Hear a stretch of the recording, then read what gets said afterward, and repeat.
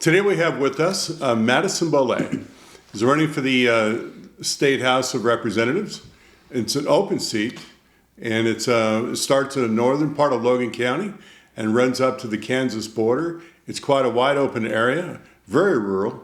And so we're going to talk to him about his run. It is a runoff. And so the August 25th election is going to, or the runoff is going to determine who our next state representative is. I'm sure there's probably a Democrat running, but you know they're kind of an extinct species around this part. Yeah, so whoever makes it through the runoff will be all the way through November. Right. May as well handle the keys of the office, right? Yes. Just so you know, just a quick introduction of Madison, as he expresses himself on his own website. Madison Bolay is a fifth-generation Noble County farmer, ag businessman, and proud conservative whose roots in faith, family, and freedom. He's not in this for politics. He's in it to protect our rural way of life and, being destroyed by the radical left. So that's, just so you know, that's how we start. And yes, we are going to have his opponent on next week so we can compare and contrast, and folks can actually see the differences, what's going on in the various political views. So let's talk to Madison, see what he has to say. Beyond that, would you care to introduce yourself, Madison? Hey, no, appreciate it. Number one, thank you. Thank you, Bob. Appreciate you guys having me on. What a great little studio we got here. This is amazing. Love that anytime we can get our word out, get our message out more to the district, that's an amazing part of it, because really what it is name ID in election. You need people to recognize you, and you want them to know your principles and your values.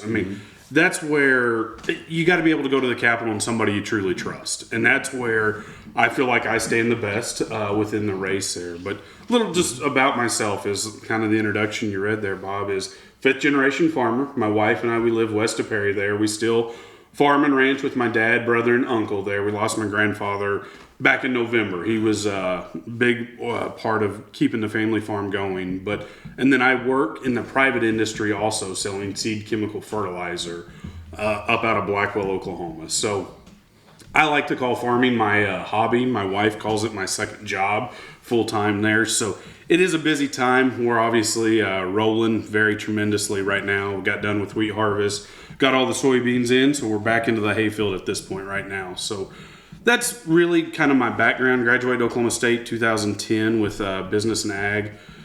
Went to work for the private industry immediately out of there and moved back to Perry, bought a home, and married my wife in 2013. We've got 3 beautiful children. Dropped off one this morning at zoo camp. Actually, we're first time going to the zoo camp, so I'm excited to hear back from my Isaac on that one to see what it is all about there. Then my middle daughter, she's my princess. She loves to dance, loves to just be all the girl things, do all that. Drives dad crazy for myself there. And then my youngest, he's 5. I tell you, he's the firecracker of the family. I don't know where he's going to end up, but it makes me really nervous some days, I'm telling you, of where we're going to go with him. But he loves the farm, loves to be outside, loves to be dirty more than anything else. So it's exciting to see and watch all 3 of those grow. It's amazing to me of all 3 of our kids were obviously raised by my wife and I. Same home, nothing dramatic in between them, and how different every child is and how their attention spans, their learning style is extremely different. So it has not only helped me as a parent, but it's helped me on the campaign trail as I hear views from people like yourself and people at the doorsteps, being able to hear their views and understand, yeah, we're all different, but we all have one common goal, is to make Oklahoma better, and that's what we're here for. Absolutely.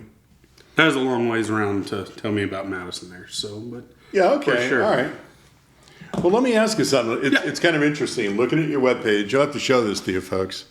You see, I'm not from rural Oklahoma, right? I'm kind of more of a city dweller that moved to the exurbs in southern Logan County. But we have one thing in common, John Deere. Now, I have a little John Deere zero-turn mower, all right? And Madison, well, he's got the bigger version of the John Deere zero-turn mower. Nope. I like your equipment you have right back there. Absolutely, yeah. The picture, I think it's the front picture that shows up on the webpage there at madisonbolay.com. But no, we believe in rural agriculture. Everybody always asks, what's your favorite tractor? What's your favorite this?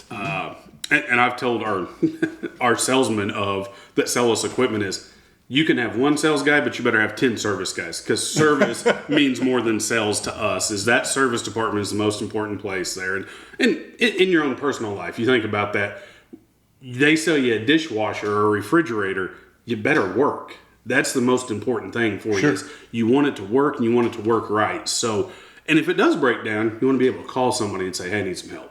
I need direction of where to go. I need some service. I need some work there. And, obviously YouTube, ChatGPT, all that stuff has helped us a lot of being able to do it at home a little bit there. But service is the best thing we can ever sell. And that's where we talk about equipment wise there, blue, green, red, whatever it is. I want good service more than anything else. And I want to be that person for District 38 is being able to somebody is you call me, hey, I might not know the answer, but I'll get you in the right direction where to put you to help you maybe get the right answer out of the government for us. Yeah, okay. Well, let's run down your list. You mentioned a few items here right on your webpage, and I'll show this briefly to folks. The first one is fix the roads. So as a state legislator, what would you do to fix the roads? What's wrong with the roads to begin with? Well, go to any nearby mechanic shop and they'll tell you the front end of most cars is out of balance. You usually got a hole out of your tire or a piece of rubber missing there. And, it's real quick, easy to push blame of ODOT. ODOT's the problem. Well, that's not the case there.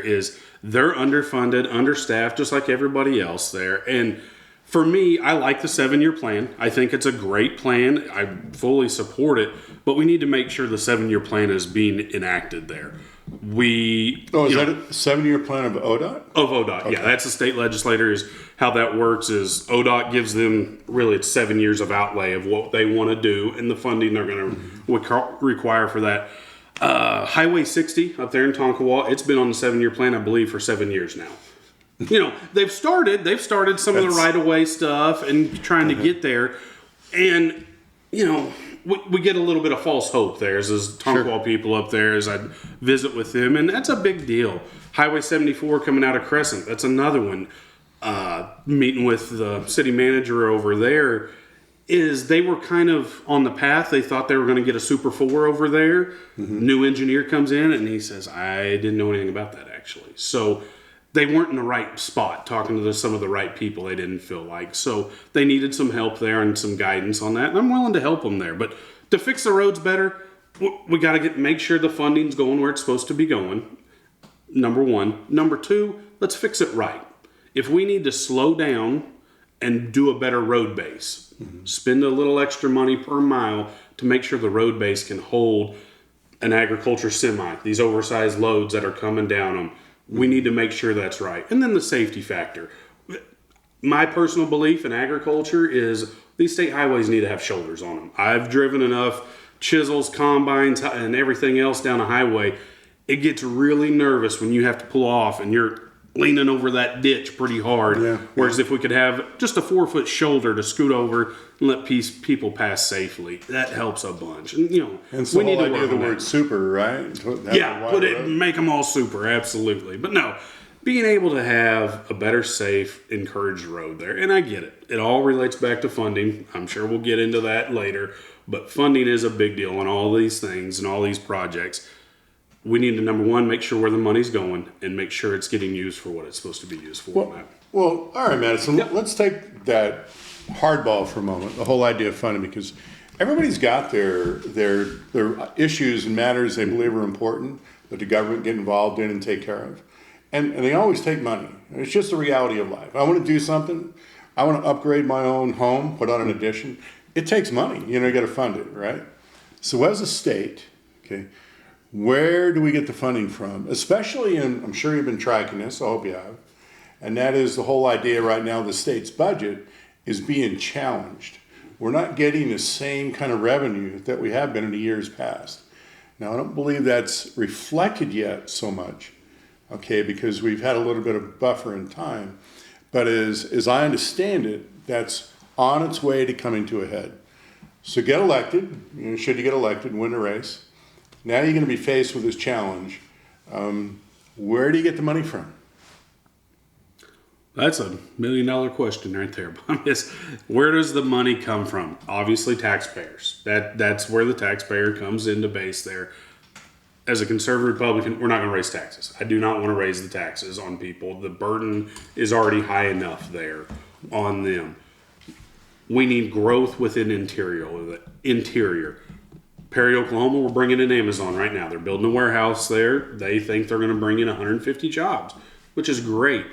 A small community like Perry, 150 jobs is a tremendous amount of people to try to bring in for new growth of jobs. We can sustain it, we feel like, as a city, for the fact Enid's close enough, Stillwater's close enough, we can get some people to come in and fill that job role. But small business, I feel like our lacking of a state is more small business based. Those 15, 20 people, 10 people jobs. Maybe it's a local butcher. Maybe it's a local boutique. Maybe it's a local restaurant with a unique flavor to it. There's nothing wrong with any of that. And that sustains more growth than anything else. And what are your ideas on making that happen? Because when I ran, the town that really shattered my heart was Pawnee. Gotcha. Pawnee needs some major help. Like, all of their town square buildings were just empty. And so my goal when I became senator, one of them was to pick up Pawnee. And I would have done it. I would have figured out a way to help that town. But what are your thoughts on how to take Pawnee? What would you do? Well, Pawnee's not in our district. On 38. Yeah. For a city no, absolutely. You got to start with your local Main Street and local chambers. Is you got to be able to include those people and get them the right ideas. And again, when businesses call and say, hey, golly, the acronym's forgetting me, but those businesses send out a letter, email-based type things, and say, hey, we need a building of this size, this much power, this much personnel. We need to be able to make sure those are getting to the right people's hands at Main Street and the chambers to say, hey, we've got a building. We'll help you. We'll get you in contact with the owner of that building. Maybe give them a 2 months free rent or give them a $10,000 budget renovation fee to help sustain and to grow some of that small business there. Because Main Street and chambers, we've got to get back to local base more than anything else. Oklahoma City does not always know what is best for Perry, Oklahoma, Newkirk, even Nardin, Oklahoma. That's what right. we got to get back to there. For sustainable growth within the small business industry, the chambers, the Main Streets, the local city councils have got to be more involved and be able to help them. And I'm more than happy to help of, hey, here's your grants, here's your ideas, here's your, cheap loans that we can get you through the state. Have you served on any of those capacities? I have not served on any of the Main Street chambers or any. I only lived in the city of Perry for about 2 years, actually. So never was. I was asked to serve, but I knew I was building a home and moving out. So where did you get your knowledge on, how to just hanging out with your friends? Being involved with Main Street. I go to their events, go to the chamber events, listening to them and understanding. Because it is. You don't have to be on the board. Just go be involved. Right. Go to their events. Showing up matters more than anything else. And that's what I've encouraged our people to join the chamber. Yeah. That's how we'll learn how to help our city more. And that's one of those deals. They have great resources, not only at local, state, regional levels. They have a lot of resources and a lot of smart people there that can help them and be a part of that. Absolutely. Good business people there. Well, I'm going to plant a thought, just the seed for you, okay? Say that again. Hold on. Say that again. What did you say, Bob? Allow me to plant a thought. Plant a thought. Okay. Sorry. I'm going to plant a thought. I've come of the opinion that we talk about Oklahoma City. We're talking about the state capital right now. I see the OKC in the state capital as the new DC. It's gotten very big for its britches, and it is losing track and losing touch with folks that it's supposed to be supporting within the state. It's become very bureaucratic, and there's a great deal of micromanagement going on the way I see it at the state capitol, making decisions for people whatever community they live in. All right, so the whole idea that decision making should be pushed out. Instead of passing 400 laws per year or more, all right, at the state capitol, micromanaging every little detail. Instead, what they should say is, that question should be left for the counties. That question should be left out there in the cities. This is not for us to decide at the state capitol, okay? Because we can't manage everybody's affairs. So push out that decision making, distribute that authority, have more of a distributed government where people locally, you mentioned the idea of local Main Street and local chamber. Yeah. All right, the idea that people are taking care of their own affairs, doing what they need to do. Now, I articulated that different than you did, Madison, but what do you think of that thought I just laid out? Absolutely. Local elections happen for a reason. County elections happen for a reason there. They need to be able to take control of their office. I sit on our Noble County Fair Board right now. I am elected to that position there. And I don't think we've actually ever had an election there. It's usually an appointed position there. But I do serve on the Noble County Fair Board for us. And we're not going to our representatives or our senators to, hey, what do you think we can do down here? Now, there's some rules and regulations that need to be updated within that extension office on those fair board things that we can help with as hopefully an elected official. But yeah, local elections happen for the reason. The people elect those people for that reason. They need to be able to know who those people are and need to be able to contact them and get those ideas across the board there.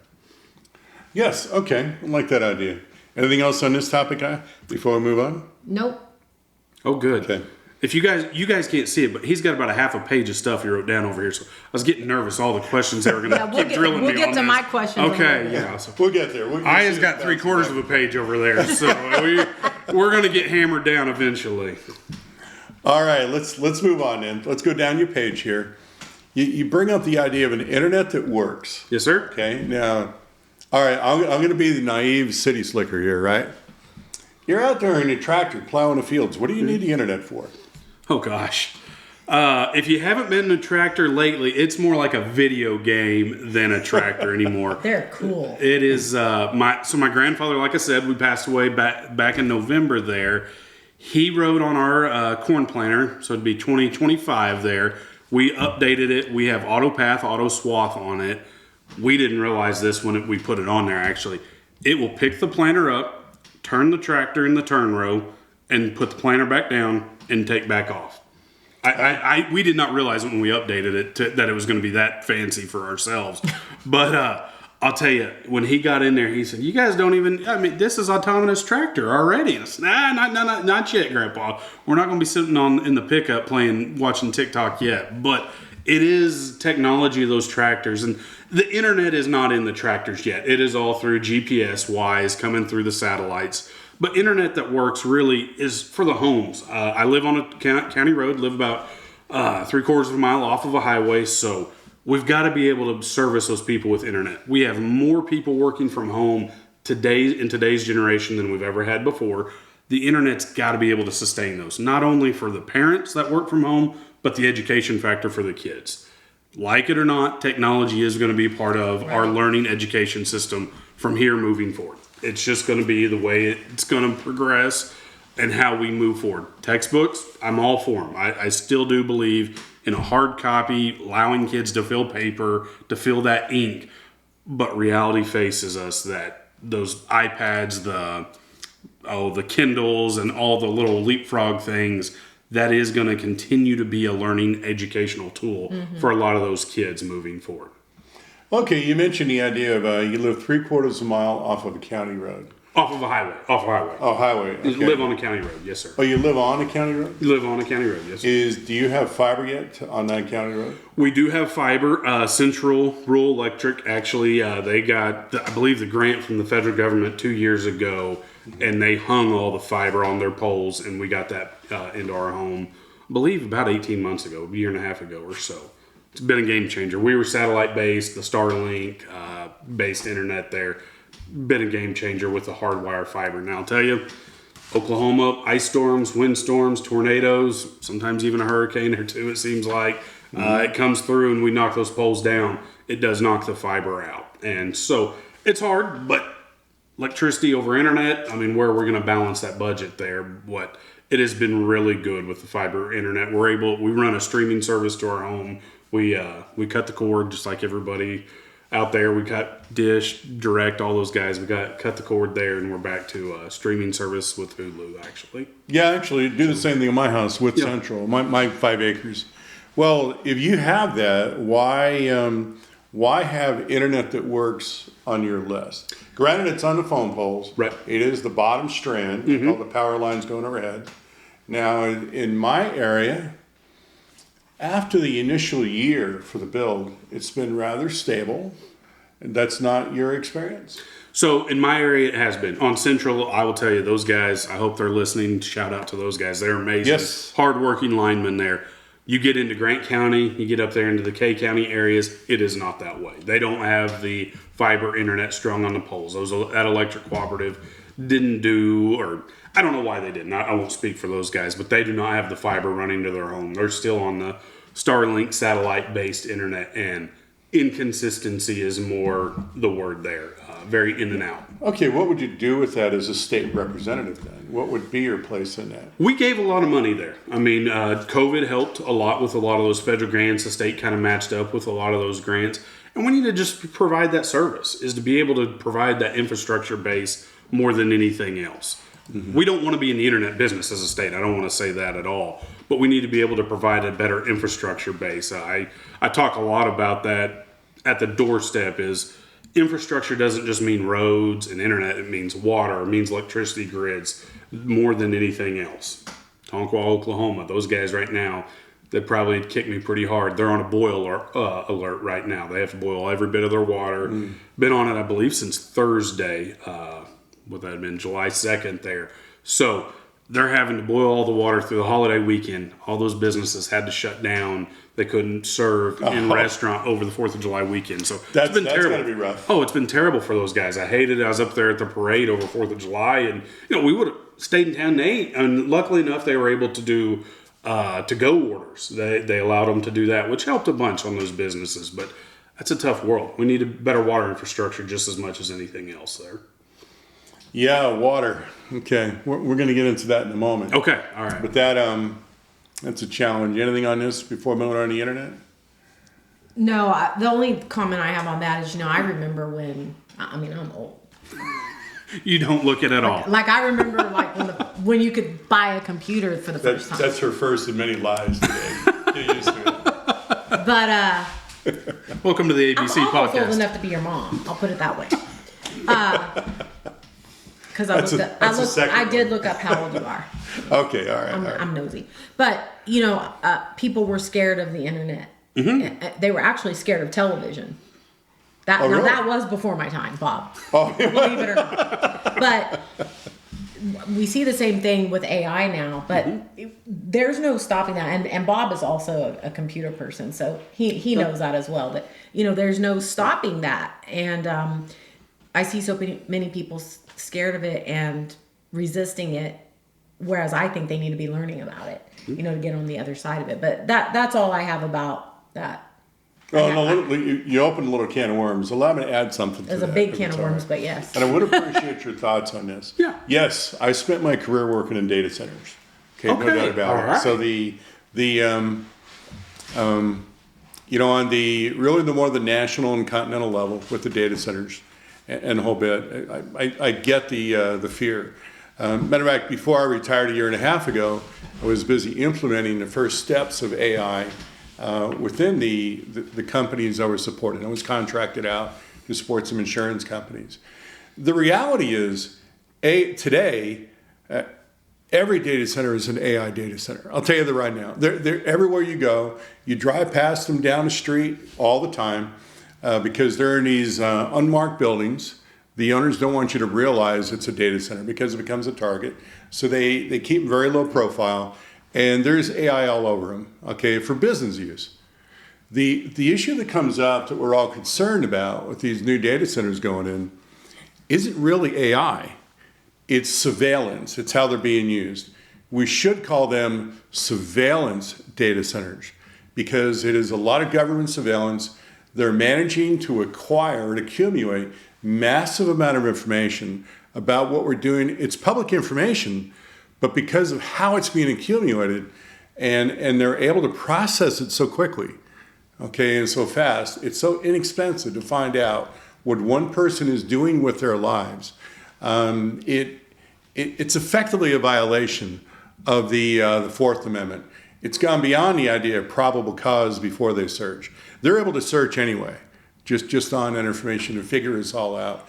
That is the real threat. Now, we talk about resources such as water that these new data centers are drawing in, and electricity and so on. How do we handle all this? Where do we get the resources from? That is a valid question.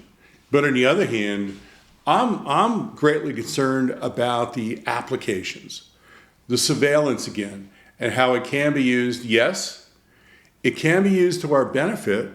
That's what a lot of the business world is. That's how they would use it. And many of them would use it for our benefit. I do worry about the government using that information for surveillance. I don't see how most of that is for our benefit. So, future Representative Bolay, put me at ease. Will you vote for me August 25th, Bob? That's the only way we're going to get a future out of this. Well, being I don't live in your district. Okay, all right. But all the same, we do have influence. What do you? Well, that's why we have the podcast. That's right. What are your thoughts on what the state can do to contain the excesses on surveillance parameters around these data centers? What's going on? First and foremost, I'm not an expert on the data side. Be the first one to tell you there. To control the access, you said it, it moves so fast.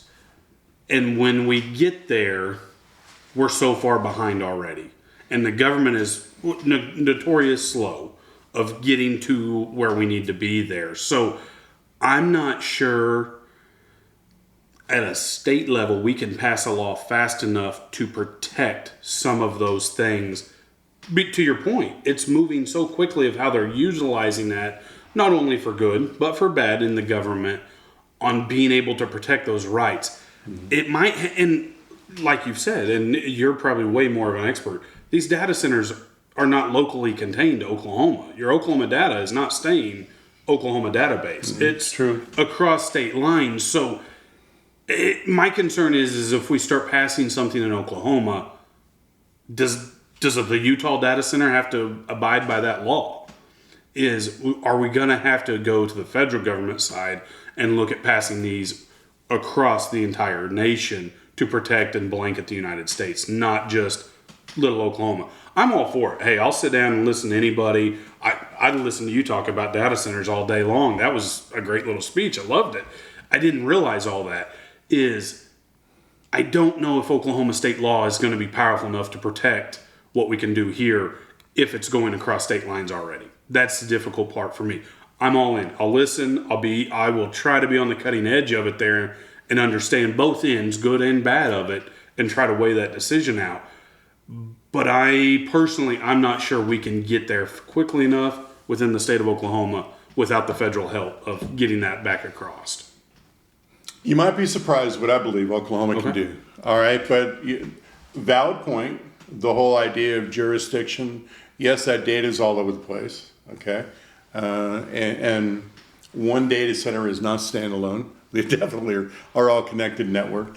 Okay. But it does go beyond the issue of property rights and eminent domain and things like that. You know, when you start burying all the fiber and having all these, fiber connected, right? Yep. All the resources, it's all part of that equation. All right, well, let's move on then. Let's go to the next item on your list. Thank you for bringing the agenda. It's nice of you to put it on the website. Absolutely, no problem. Right there on the website. All right, okay. Defend rural schools, okay? With 3 kids in public school and a wife in public education, Madison will stand up for local schools, fight for parental rights, and stop the government from taking control away from families. I'd like to focus on one sentence there, okay? And that is the one clause, really. Stop the government from taking away or taking control away from families. Mm-hmm. What do you mean by that? See, I'm full disclosure. Yeah, I'm a homeschooler. Okay. Okay, my kids have never seen a day of K through 12. Nothing wrong with it. Yep. You know, just so you know. So that sentence means something to me. Yes, sir. Now, you're obviously a believer in public education. I guess your wife's in it, right? Yes, sir. Yep. So when I see that sentence, I'm like, okay, You're like, those don't mix. well, how do you, what does that mean to you? I don't want to presume what it means. Yeah. I want to ask you, what does that mean, the whole idea of, stopping the government from taking control away from families? How do you define that? Absolutely. Well, we had a Supreme Court decision. Can't have women or men in women's sports in public education, number one, which is great. Mm-hmm. We took that away. And then the government does not need to be telling radical left ways of teaching. I'll share a quick story with you. I knocked on my social studies teacher's door in Perry, Oklahoma. Loved her to death. Had a great education. Graduated Perry in 2006. And I asked her, can I put a sign in your yard? She said, Madison, did you ever know I was a Republican? I said, no, I always kind of assumed, but I never knew that growing up through high school. Never knew it at all. She said, I'm a retired teacher, but I wouldn't think it's right for my students to know that I'm a Republican or a Democrat. That really hit home to me of why in the world do our teachers need to have, they need to have a political view. I don't want to take that away from them, but they don't need to teach that way. They need to teach math. They need to teach science. They need to teach reading, not have a political agenda to share to those kids of how to think or what to think. I was in Enid, knocked a door. Grandma told me, she said, my kids live in Oklahoma City. She goes, they came up here and she goes, we were watching President Trump's inauguration.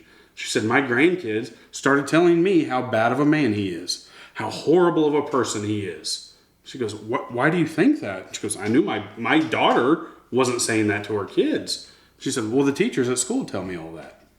That's not right. So tell me this, how does a teacher not act like a Republican and not act like a Democrat, but are fine with literature that we have in our school buildings for our students? Because if I were a teacher, I would be fighting to get that out of there. So how does a teacher do the right thing and not act according to their party? I get that. I understand that. We all have a belief. And it's really...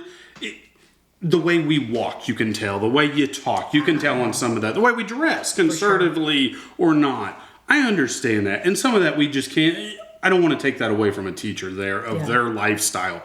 But we don't need to be teaching that's true. a unfactual base. Hey, if it's in the textbooks, that's on the school system, that's on the school board for allowing that in, not the teacher. I will never blame the teacher of, hey, this is what the superintendent gave us to teach off of. I got to teach off of that. I'm sorry. How do you feel about the literature that we have in schools in that vein? It's left leaning. Mm-hmm. We can all. I think. I can. Well, you guys were homeschooled on your students. I'm not. Your kids. Private school. Okay, private school based. Yeah. So I can tell you. I is not that smart. Okay. No, Get out of here. Get out of here. But no, our textbooks are left leaning. I do agree with that. But we got here over a period of time. We cannot fix it day one. We can't just go in and say, get rid of it all, change it all. Mm-hmm. We've got to go back to having a school board that's interactive. Mm-hmm. Going back to local elections matter. Right. Go back to the school board that's interactive. That superintendent is engaged with what is happening within their principal's building. Mm-hmm. And then those teachers are engaged back to the principal, back to the superintendent, back to the school board base. So once again, he's saying that the common citizen plays a very big role in what we're talking about. Yes. Okay. No, I like the way you're saying this, Madison. Okay. Oh, good. Because what you... Man, I like it when they smile and they're not pounding fist on the table. It's a really good feeling. The issue is not really the form of education, in my mind, about the idea of public, private, or like homeschooling. It's the method isn't really so key as the whole idea of local control. Okay, if you have local control, and you're bringing this out in your own way, in your own language. Okay, that's where it really matters.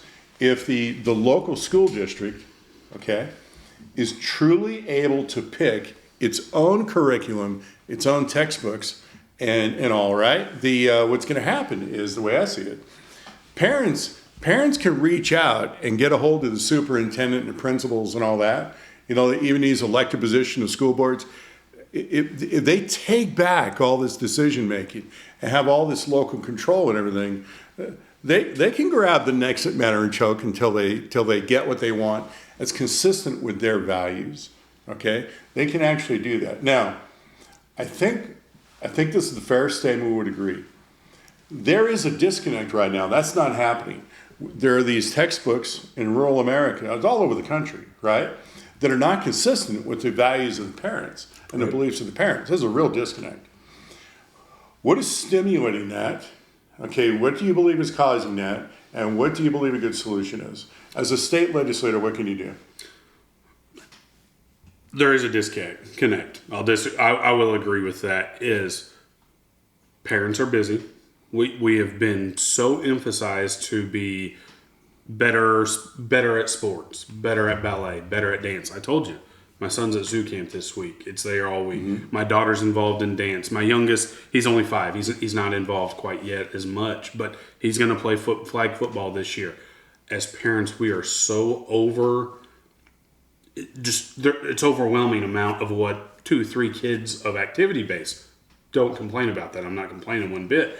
But as a parent, you have to make a decision to be engaged there. And then as a school system, as to be as transparent as you can of, this is the textbook we're going to teach out of. Now, again, like I said, we can't change that probably for this year. We're way too close to starting the school year, almost in 45 days. But, hey, moving forward, President of the School Board, I'd like to come talk to the school board if I can and offer a different solution. That's all you got to do. And when you show up and mad, you want to scream and yell and pound your fist, people don't want to listen to you because you're so angry you are not articulating a good point. Hey, I don't know. I have not met a school board member or superintendent that says, I don't take meetings. They all say, yeah, we'll take a meeting. Call us. No big deal. And that's where, as an American people, we've got the greatest power. Your vote is the greatest power. We only had a quarter of Oklahoma's population vote in this last election. So what's that tell us? Only 25% are engaged in our political world? Man, you get on Facebook, it sure seems like 1,000% engaged. Yeah. We have more keyboard warriors than anything else out there. And they aren't really doing anything other than that. No, and half of white noise, right? You click on their profiles and half of them are fake. Yeah. Because they don't want to say it publicly. Under their own name. Yeah. I understand. Raise your hand, show up at the school board meeting, show up at the Capitol. I'll take your meeting. I mean, I'll give my phone number if you need it. Call me. Hey, I've got a problem. I've got a situation. I need your help. Sure. I might not be able to solve every problem in the world. I'm not Superman, sure as heck not Batman. But we've got to be able to start somewhere with a common sense values. So something that's really been eating at me, and this is one of the 3/4 of the page questions. It was on there, and we're on education now. I did a peaceful protest. You might have been there against a drag queen that came into Guthrie a couple years ago. My main thing is that we should not be sexualizing children. Children need to be children for as long as they can. So I don't know if you've noticed that we had a pride flag on our State Department of Education building. No. This is Pride Month, or June was Pride Month, I guess. Okay. So there was a pride flag, the one with the pink and the brown and the whole thing, not just the rainbow. And so that's bothered me. A lot of people sent me pictures of it. And so I looked up, how do we remove that? And the very first bullet point was passing new state legislation. Then there can be an executive action by the governor and so on. But this passing state legislation with a bill would fall into... Absolutely. No. How do you feel about that? We need to remove it. Absolutely. It's the saddest thing to me that the rainbow has gone to such a horrible thing. I mean, we need to reclaim it. Yeah, it was God's promise not to do it again. But why is it there to begin with? Because somebody was not willing to say no. It wouldn't have been there under Ryan Walters, I can tell you that. But I'm just guessing here. I don't really know. I bet you it's tied to federal funding. And at the federal level, where we're so far away, it's so far away from being local, people can have an agenda. And again, they'll fund things at a federal level, and it gets pushed on to the local. Yeah. Am I wrong? No, I don't think you're wrong, but I still think that under the correct superintendent, it would not be up there. I do think that. I think Ryan Walters that's true. Then we risk federal funding. Yeah. Well, we'll go back. to money.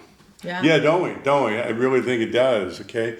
If people can finance their agenda, they can impose it. And we've still got the lottery, so let them keep their money. You guys, I don't think I was old enough to vote when when did the lottery come in? Somebody asked me I'm the other sure day. Bob knows. Oh, no, there's a little bit of interesting history behind that. But Was it early 2000s is when it came in? it somewhere around there. Okay. But I remember tracking that for a while. And again, it goes back to the idea of funding.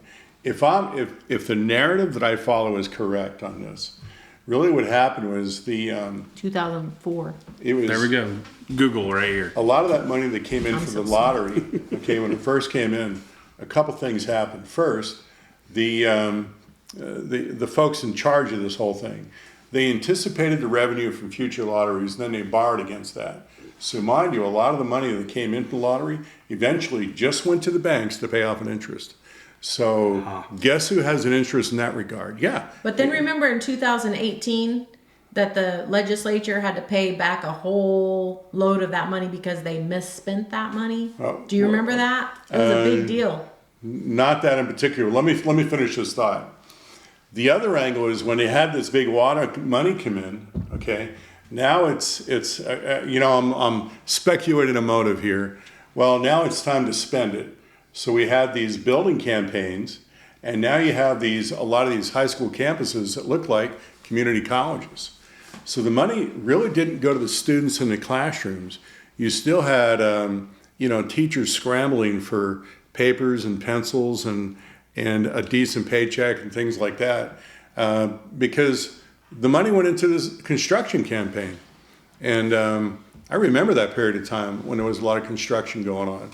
Well, now you have your construction industry making a lot of money off education. So then what do you have? Then you come along now. There is a third element of this. If I'm right, the narrative I'm following them is right.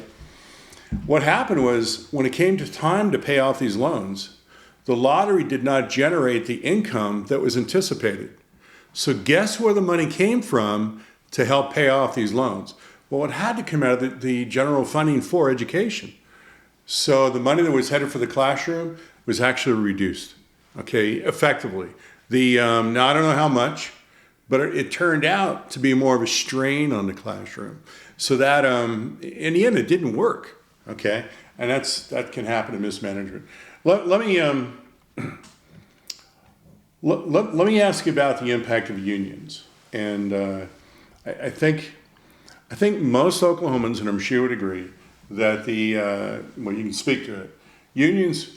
Teachers' unions are actually having a negative impact. They have far more influence, control over schools than parents do.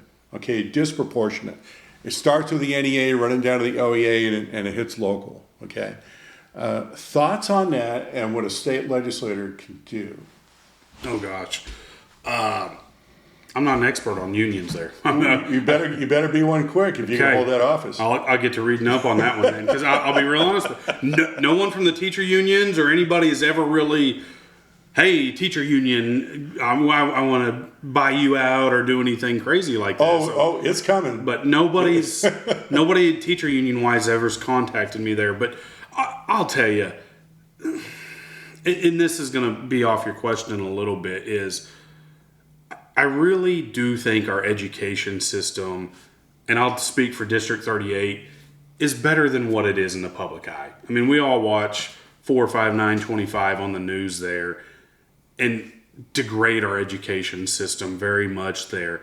And we are bad. I mean, we're sure in the bottom 10 of the education factor. We got to get better. But the problem is I don't think anybody really knows how.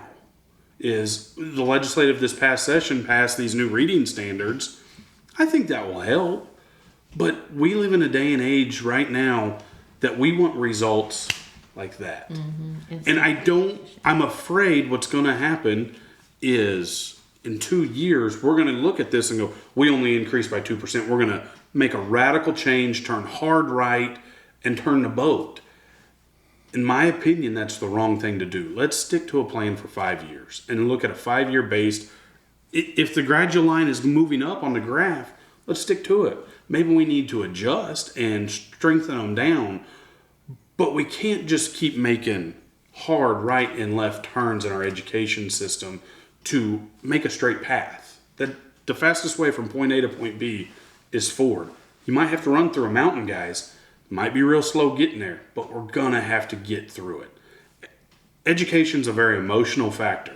Our kids are involved, our grandkids, our nephews, and public nieces. school isn't going anywhere. No, I mean, a lot of these people are like, just shut down all the public schools, and That's not gonna there's happen. not a plan for that either. It's not gonna Well, but on the other hand, you see here's the other side of the angle. Again, homeschooler talking, right? Yeah. You know, and just having this conversation.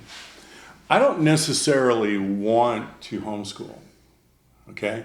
I feel the need to because when I look at the comparative differences between public education, really the government schools and homeschooling, I see a huge difference.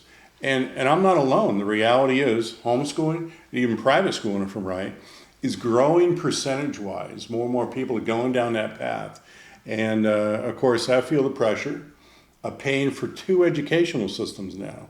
Those that are in the government schools, okay, and my own kids that I'm homeschooling. All right, and not everybody can do that, but a growing number are making a sacrifice to actually do that.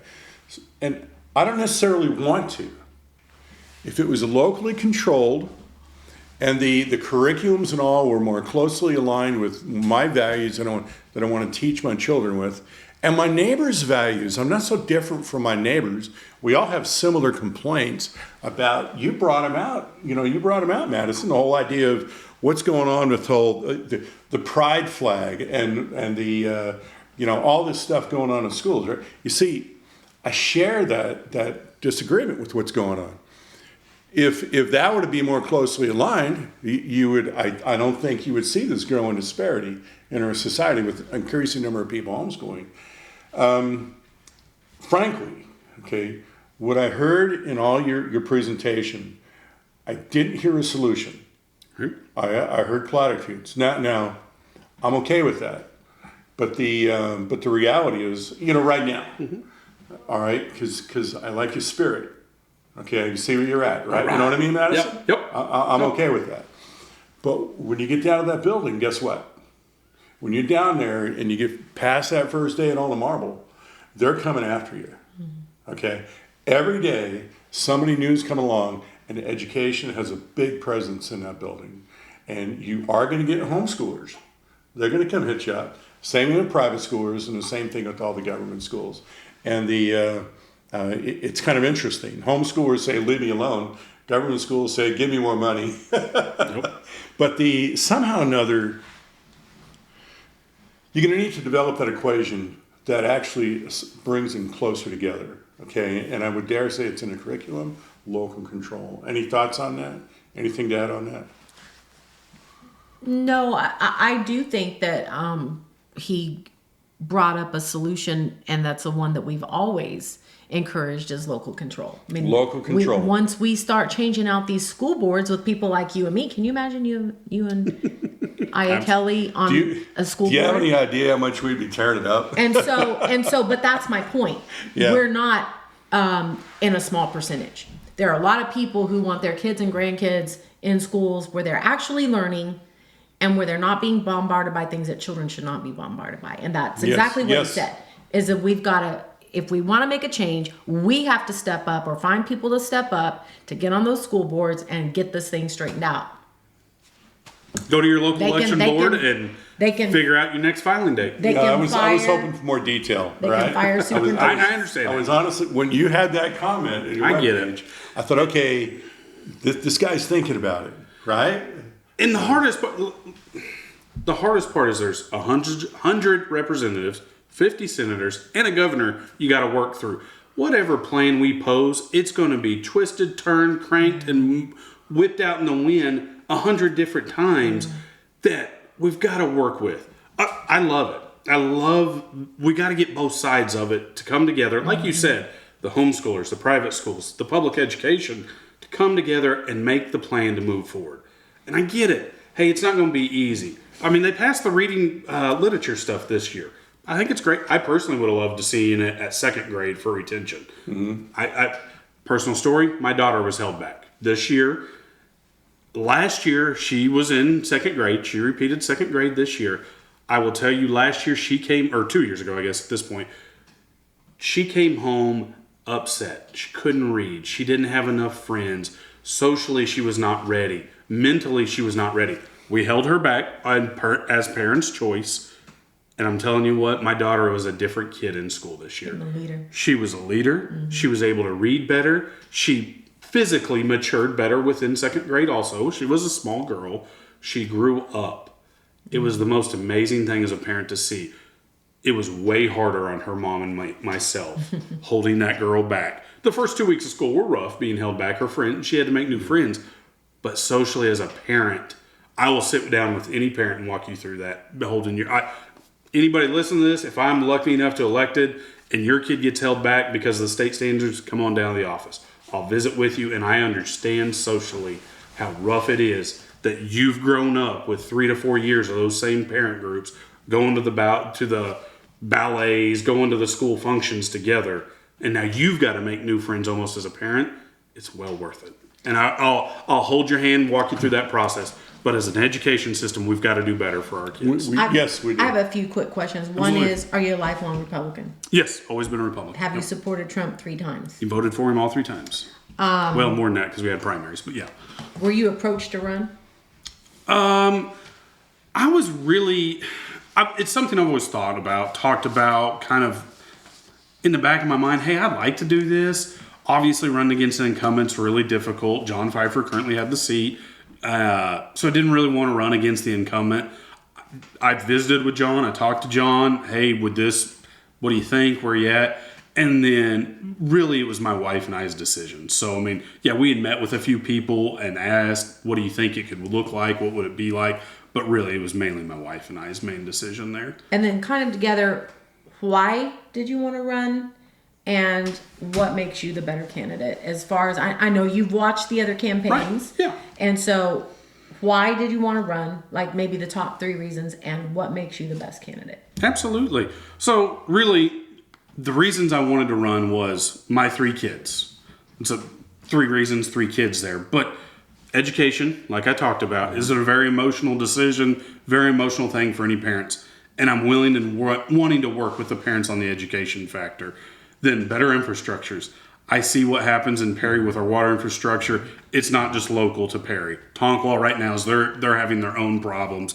Blackwell just passed their next city tax for the next 10 years, and it's barely going to cover the cost to replace their water treatment plant and update that. Electrical grids are going to be the next biggest thing as we bring on more homes, more electronic devices that are running 24/7 in a home on that electrical grid. And then protect agriculture. 5th generation farmer, I know we probably don't talk a lot about that because a lot of people, farming's just out in the country. But we've got to have a good farming industry. We've got some of the cheapest, safest food sources right here in America, and a lot of it's grown locally right here in north central Oklahoma for this district. So those are the 3 reasons for me personally why I wanted to, big issue wise. Then what was the other one? Better candidate. Yeah. For me, I am the district. I shop in district. I live in district. I work in district. So does my wife. I've been here my entire life. My wife was from Northwest Oklahoma, met her at Oklahoma State University, and we moved. We made Perry our home immediately. That's where our 3 kids will graduate high school there. I work here. I go to church here. I shop here. I drive your roads. Mm-hmm. I understand the district. I don't need a map to know where Narden or Deer Creek, Oklahoma is, or Twin Lakes or Crescent. I know how to get there. I know the state highways. I understand the district more than I feel like better than anything else. Mm-hmm. I got 3 kids, public education. I understand the troubles at the grocery store right now. I understand the district better is what I feel like I'm the better candidate there. On the agriculture question. So my dad made a garden for me when I was 4. I'll never forget that. Yeah. It was round. It was probably about this big. I grew carrots. I'll remember that. And I grow veggies now, harvested this morning. But when I ran for state senate, I'm not a farmer. When I ran for state senate, I had a lot of questions come to me because I had a lot of rural areas as well. And one of the things that I kind of thought of, which maybe is completely crazy, is, tariffs, so to speak. But things that we buy from outside of the state that could be produced within the state.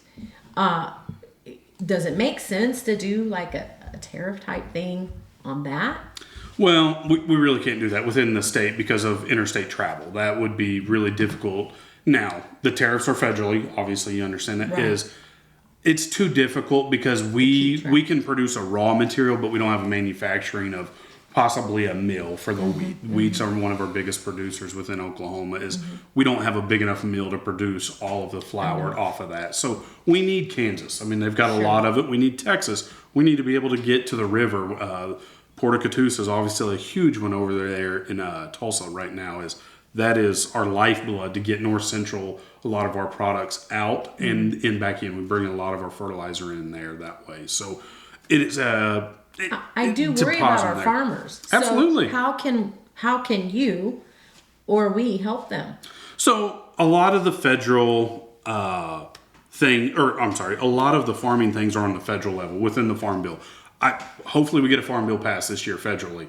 It passed the House. It's on the Senate floor getting wrote up right now, actually. So hopefully we can get that across. They still think they'll get it across possibly before August break. So it'd be great. Hopefully President Trump would sign it for us immediately. That would be a great thing and it'd be stabilizations for our farmers in rural communities. District 38 is a little over 3,000 square miles. 60% of this district does not live inside city limits. So when I talk about infrastructure, I talk a lot about county roads. Our county commissioners need some support out there, not only for graveling and grading, but a lot of our bridges. I mean, as a state highway system, we brought our bridges off of the F list. I think we're at a C minus at this point.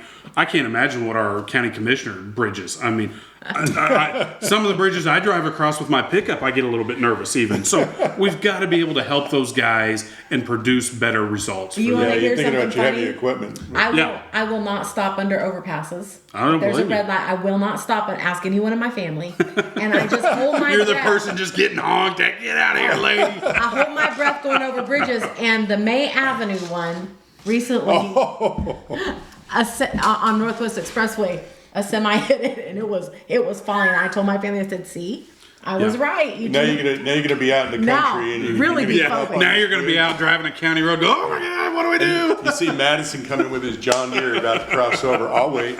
Yeah, I'm telling you, it's a safety concern. I mean, the farm equipment's only getting bigger there, too. I mean, and it is, and even our vehicles. I mean, you look at our vehicles from 15, 20 years ago, our vehicles are bigger, which we have proven those SUVs are safer. Bigger is somewhat better on that. So our roads need to be a little bit wider, a little bit bigger on that side of it. So absolutely. now I'm really freaked out.